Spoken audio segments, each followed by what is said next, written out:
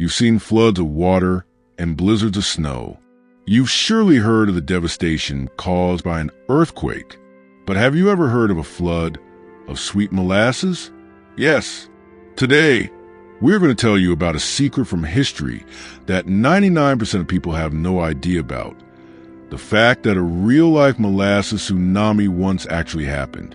Stay with us until the very end of this video, and we will tell you in detail exactly when, how, and in which country this sweet, deadly flood occurred.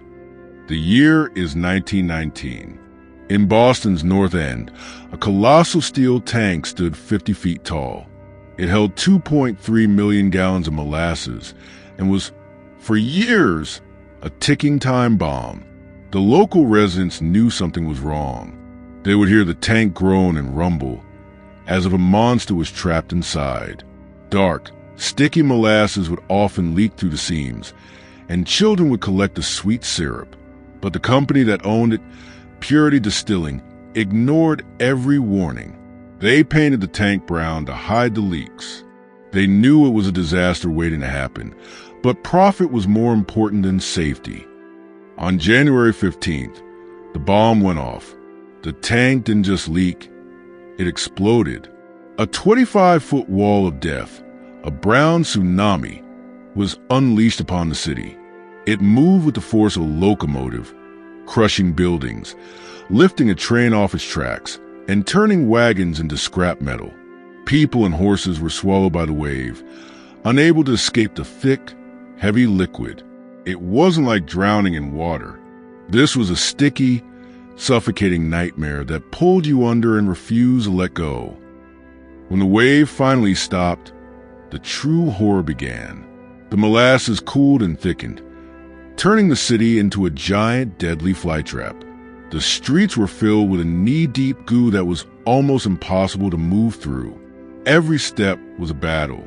Rescuers trying to save the victims would get stuck themselves. For days, the city was trapped in this sticky amber, the sweet smell of molasses now mixed with the smell of death. It took weeks to clean up, with firefighters using salt water to wash the molasses into the harbor, turning the water brown for months. The company, Purity Distilling, tried to hide a dirty secret. They initially blamed the explosion on anarchists, claiming a bomb was used. But the truth was far simpler and more sinister. Corporate greed. The tank was built cheaply and quickly, without proper testing. The company knew it was structurally unsound but rushed the fill to produce industrial alcohol before prohibition laws kicked in. The final verdict found the company entirely at fault, proving this wasn't a freak accident. It was a man-made disaster born from pure negligence. Even today, on hot summer days, some residents say you can still smell the faint, sweet scent of molasses in Boston's North End, a ghostly reminder the day a city was killed by desert. And so, the Great Molasses Flood remains one of history's strangest and most tragic disasters, a chilling reminder of how corporate greed can turn something as harmless as sugar into a weapon of mass destruction. The city of Boston was forever changed. What do you think is the most bizarre disaster in history? Let me know your thoughts in the comments below. And if this unbelievable story fascinated you, don't forget to hit that like button and subscribe for more shocking secrets from the past.